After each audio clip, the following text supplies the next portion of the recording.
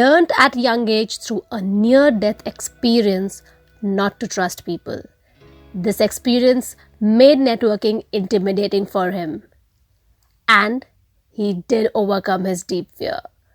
So, please join me in welcoming our guest speaker for today, all the way from New Zealand, the networking expert, speaker, workshop facilitator, networker, Tom Broxham.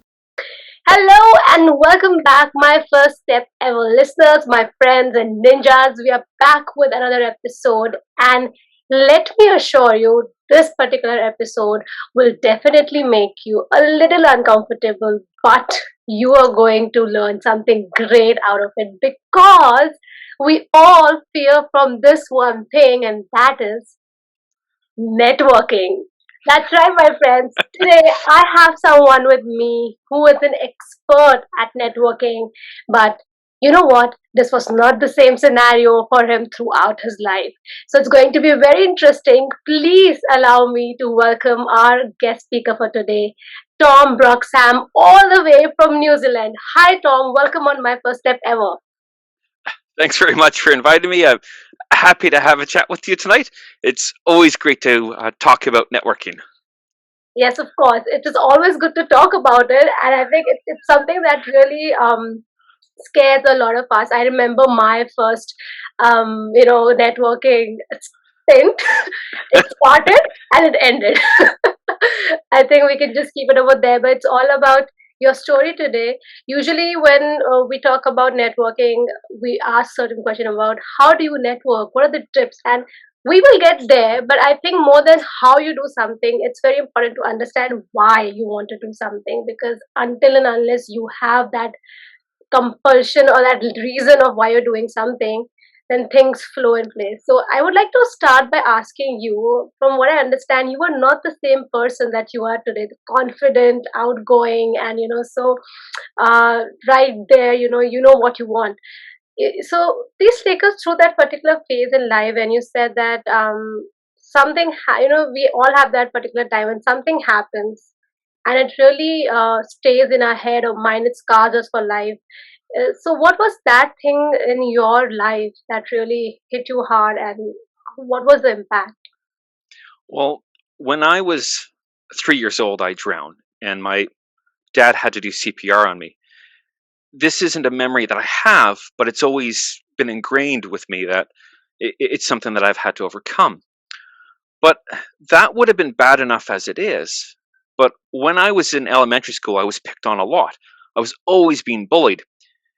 When I was in swimming lessons and I would have been 9 years old, the kids who didn't like me very much took me over to the deep end of the pool.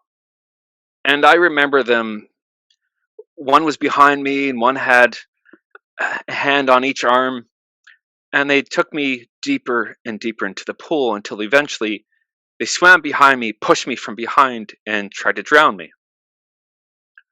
When you're 9 years old and you've already experienced drowning once, and then people push you from behind and try to drown you, that lasts a lifetime.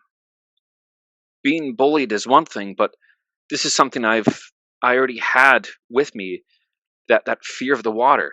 But now it became so much more. And the more that I talk about networking and the more I talk about the story, the more I realize how many things are connected. I always just equated it back to when I was 3, but I didn't realize that that defining moment was when I was 9.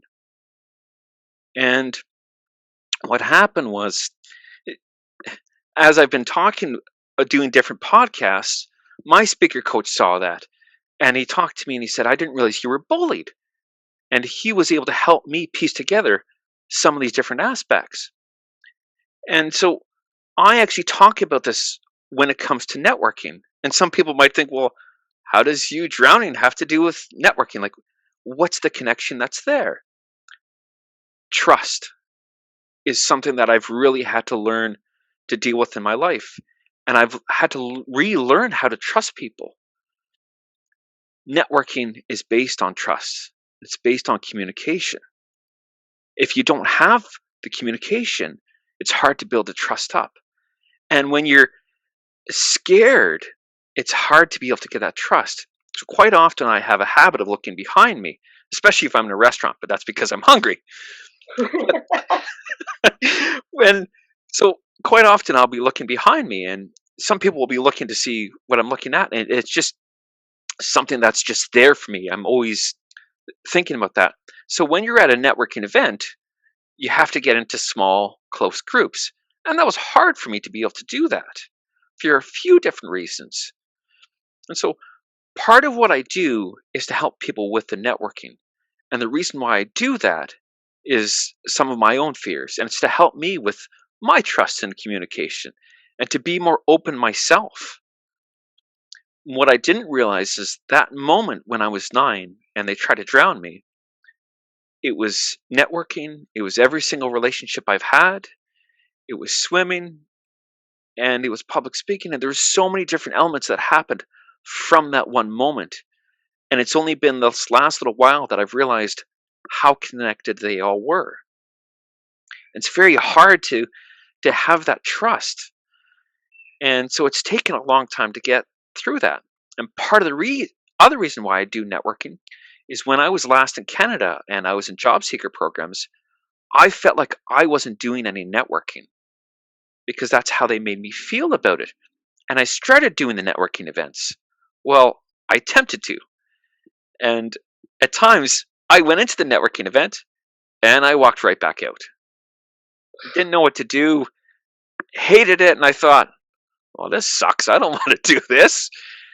And I thought that's what networking was going into those awkward rooms, having the awkward conversations, and that's not what networking is. So those are the reasons why I'm doing what I do now.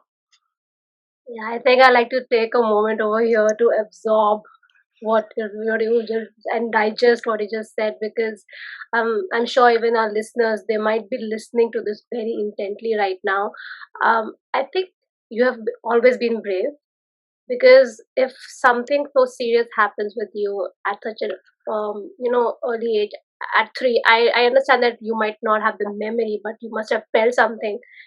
Your senses must have had some sort of a memory, and then at 9 you were there swimming, learning swimming. I feel that is bravery in my understanding. But coming out of that situation must have been very difficult. And I'm glad and thank you for sharing this situation, this the story of yours, because there are a lot of people out there who have gone through such difficult situations. And I think they now, that I hope that they're able to understand that things happen, they are bad, they're difficult, but if you're able to derive something good, positive out of that, so that is the biggest part of it. I think you were able to do that. You were able to put yourself separate from that situation and not let it just eat you up. But I think Yeah. you built yourself up from that platform. So thank you so much. And I really like how you have correlated, that what happened, and the part of trust, because I think obviously one will lose trust about in fact anything in that condition what happened. So probably I just want to ask one more question. Yep. Did not think of, but since you mentioned this, so how did you develop trust? What was your approach to it, maybe? Because, yeah. Some of it's just taking time, and some of it was just beginning with myself and realizing what I need to do for it, being a little bit more open and being vulnerable, just talking to more people and realizing that I wanted to change myself. It was it's hard at times, and there are some elements where I still feel that challenge of, can I trust this, or do I want to do this? Uh, Even a post that I've done today and last week, where I just did a post where it was just me doing some dancing while I was trying to get my vibe while doing some videos, and I thought, oh, I don't want to do this. And I've had times where when I first did a post on LinkedIn about being bullied, and I had a picture of myself as a child and as the adult, and finally really telling people that that's who I feel like when I network at times, is that little kid. And that's hard to be able to have that trust and to be able to do that. But I realize it's important. And because I'm trying to help people with networking and tell them, okay, you need to be a little bit more open, you need to go talk to people. But how are they going to do that if I can't do that myself? And I need to be the one willing to say, all right, I want you to trust me, so I'm going to trust you. And this is how we're going to go through it. Lovely. The essence of, working with anyone is trust. And if you can develop that level, that I think that makes job easier for both the person. So people who are listening to us today, if they have been in such certain situation, I hope not, but if yes, then they would like to understand that how can they come out of that fear and become this fearless person like you are right now. So let us take your example. Why don't you tell us that how did you go from being that to this? If there are some highlights that you can share, strategies or approach that can help. Well, three of the things that I was really trying to get better at in my life was public speaking, swimming, and uh, and networking. And a lot of this revolved around communication, trust, and building relationships. And I didn't quite realize that at the time. When I was in college, I just had to do a lot of public speaking events. And eventually, I just got comfortable with it. I was working with one guy who loved doing it, and he just really excelled at it. So I fed off enthusiasm. And if he told me, do this, I did that. And I did exactly what he wanted me to do. It was a lot of practice and it was a lot of starting small, and I got more comfortable with it. The more comfortable with it I got, the better I got. But then I was able to add my humor and different other elements. And then I started to really excel at it. When it came to swimming, and I remember this night very vividly, I signed up to do swimming lessons and I thought, oh man, this is saying like ages 12 and up. And I thought, I'm going to go to this class and I'm going to have 12-year-olds picking on me because I can't swim. And it was just part of my insecurity. But I remember walking into the pool and I was scared. I was terrified. And I thought, what am I doing going into this pool? Like, why? And I had negative thoughts that were in my head, but I was saying to myself, this is something you want to do, and this is something we're going to do. Like, let's start small and let's go. This is a safe spot, but that negative was still in there. And I was thinking, well, all right. I got into the pool, and the pool is 3 feet deep, so it's at my waist. And I thought, oh man, this is horrible. This is really horrible. And the swimming instructor was like, "There's two things I need you to do tonight. One is tilt your head back, and the other is I need you to submerge yourself." And I thought, submerge myself? I don't want to do that. I've already done that in my life, and I don't like it. Well, I sat there for a moment, and I thought, and I just thought for a couple seconds, and then I caught the right breath. I submerged myself, and then when I came back up, oh, that wasn't that bad. So much weight was lifted off of my shoulders. And yes, this was only a pool 3 feet deep, but moments ago I thought I was about to drown in 3 feet of water. Now But it's not easy at all to, it just seems 3 feet of water, but when you have fear of something, it seems the most dreaded thing in the world. So kudos to you. Yeah, please continue. and so I continued on the lessons, and that night when I left, I was just jacked. I thought this was awesome. This is one of the best experiences I've had. Man, this is amazing. 2 weeks later, I was angry because I was not a good swimmer. I went from being terrified of the water to being like, Competitive. man, I can't side glide. This is horrible. And I continued the lessons and I got more comfortable. I think about 2 months later on, I got an injury from swimming and I thought, oh man, this is awesome. I got hurt because of swimming. And then a couple months later on, it was a really cold night in Canada. And I went to swimming lessons and everybody else, they didn't bother going. It was that cold. And then I said to the instructor, like, what happens if someone pushes you in the pool? He's like, oh, I've got no idea. He said, well, how comfortable do you feel right now? Do you want to go to the deep end of the pool? All right, let's do it. So we went to the deep end of Mm. the pool, and then I sat there. And once again, I waited to catch that right breath. once I caught that right breath, I went into the water and everything else went away. And a lot of my fears just disappeared once I caught that right breath. These same techniques that I use for swimming is what I started using for networking as well too. Starting small, having the positive talk inside of yourself, and diving in and committing to it. It's not always easy, but I took something that I drowned, and I've had 3 other near drowning experiences with that.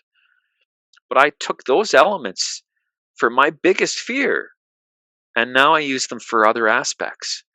And when I think to myself, I don't want to go networking, this is scary.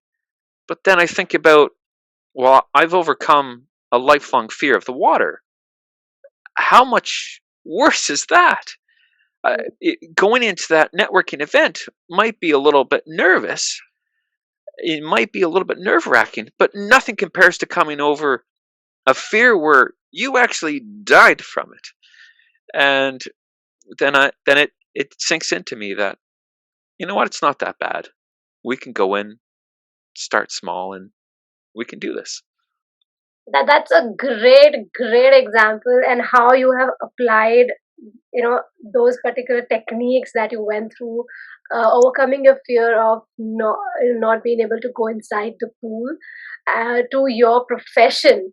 I think this is going to help a lot of our listeners today, youngsters, graduates, aspiring students who have been impacted by pandemic somehow, or with some sort of fear in their life long back, that if they're able to surpass at least one fear of theirs, I think they will greatly you have a sense of achievement, and that sense of Yes. achievement, Yeah. confidence, helps you in other aspects of your life. In fact, it starts helping you in every area of life slowly. So kudos to you. And you said, that was very rightly said, you need to start small. And I see that few things that you did over there, that you started having a likability for networking or communicating.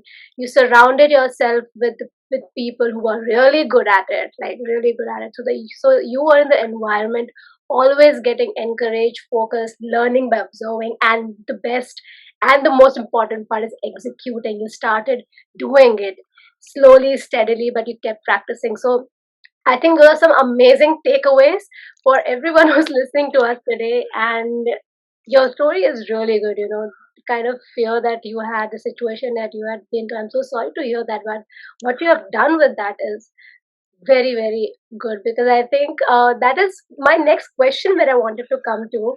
How can one, for example, that one is able to overcome a fear and they move on in their life, but things keep happening to you all the time. Like now we are in this situation, this circumstance that we have, or something even bigger than this happens to someone. How can you keep your mindset so strong internally that whatever happens in your external life, even if it affects you, you're able to deal with it? So what are those few things that you would do to keep your mind and your body very intact, if you're happy to share something with our listeners? Yeah. The first thing I always have to do is I have to want to do it, or I have to want to change.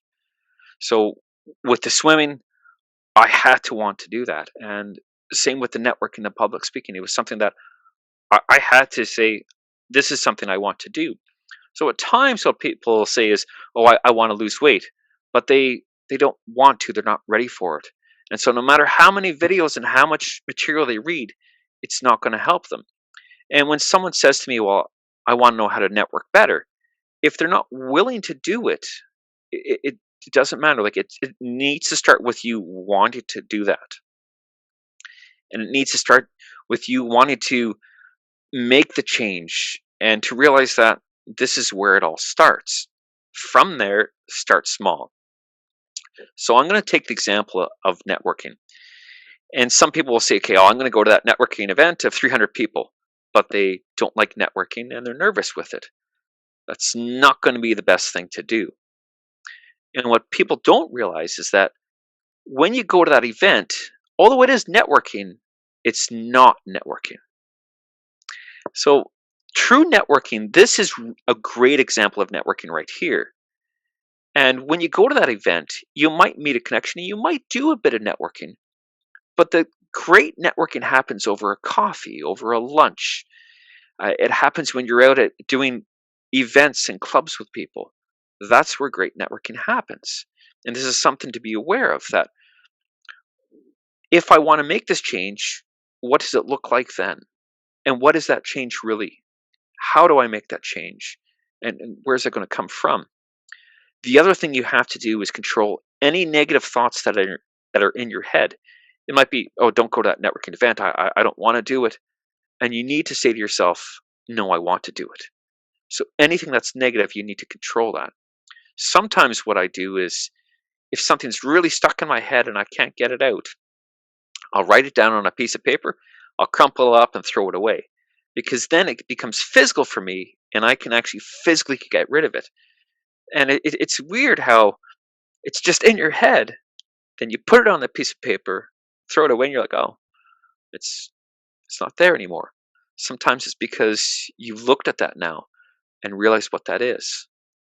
So you need to want to do it, and you need to control any negative thoughts that are in your head and start small.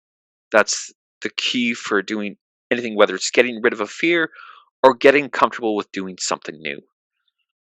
Wow. I think one thing that I have always underestimated is the power of writing, Not really underestimated, but like I thought, what will happen even if I write down something? It's in my mind. I know, for example, if in a day I have to do something, why should I write it down in a diary? Yeah. Like I know it is there and I will do it. But once I started doing that, and it really helped me beyond time. I could pick things, and that made me feel, a small sense of achievement. This is done, that's done. Yeah. So I think, and you're so right on that, when you write something, or maybe even scratch it off, or you just stare it and throw it. This really helps. If my friends, listeners who are listening to this, if you're not in this practice, I think it's a challenge. I would like to give a Yep. challenge. Try this today, or try this when something comes up to you and you don't feel like, oh my god, what is happening in my life? How can I do it? Just either talk to someone, let it out, or write it down. That's that, and scratch it off. Just scratch it off. So this definitely works, and yeah, it was a very interesting point that you mentioned, Tom. And I believe that you must be having a really ball of a time when people come to you for help with networking, as you also help people with networking, because now that you have overcome your fear, you exactly know the stages of how someone can overcome their fear of public speaking. So now, this is what I want to now come to, what I started off with. What can let's talk about students, graduates at this point in time. How can they start networking if they're in university or high school? What are the right avenues for them? As you just mentioned with us, that this is a good setting for networking. Coffee catch up is a good networking setting. I never really thought from that way. For me also, it was, it was the networking event that Yeah. people say that networking. So that is a good information for me as well. That sounds really good, and that makes sense also. So again, I would like to ask the same question. What would your advice be, that what would be the right avenues for students and graduates at this point in time? Start with who you know. It, whether that's your friends, your family, your professors. Your professors will know people within that community. So my background's in accounting and business. Perfect people to talk to, the professors who've been in that and already have connections throughout there. What happens is people will think they only it's just networking, it's just talking to strangers, it's just about doing this, and it's not just about talking to strangers. And it's about building relationships up. It takes time to do this. The other thing that happens is a lot of people will say that they hate networking. The problem is the only time they network is when they're looking for work. And you already have that preconceived, oh man, this is horrible. I'm trying to find work. And now I'm trying to do this networking on top of it, which is awkward. And then they end up not liking it. So networking can happen anywhere and it can happen anytime. Now, that's why I say, like, it's great to start with the people that you already know, your friends, your family, and your professors. Because you can ask your professor, well, this is the job I want to do, or this is the company I want to work at. Can you help me out with this? And they might know somebody at the company, or they might know who to talk to or how to talk to someone. The other thing that's great is joining clubs, whether it's your hobby or anything else. It could be sports. That is some of the best networking you'll do because you're not trying to network. So I used to be in an outdoor club, and half the people that were in the outdoor club worked in the same industry as I did. But what happened is you would drive out to the mountains, so there was 2 hours there. You would do the hike, another 8 hours, give or take. You go out for supper that night. There's another hour or two. Then you drive back. It's another 2 hours. And as you're there, you're talking about the hikes you've done, the places you travel to, the places you want to go to. You haven't done that mountain yet? Oh, I really want to do that one too. Maybe we can go do that sometime. It might be, you work in this industry. Oh, I work in this. Oh, do you know this person? And you start talking about elements of work, but you're not focused on that. When you go to those networking events, what are you focused on? Networking and trying to get a connection and opportunity.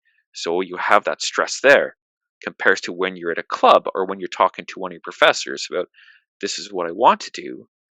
You don't have that perceived negativity around it. And that's why it's great to go and talk to people that you're comfortable with. Go and have a coffee with somebody. So really start small and start with the people that you know.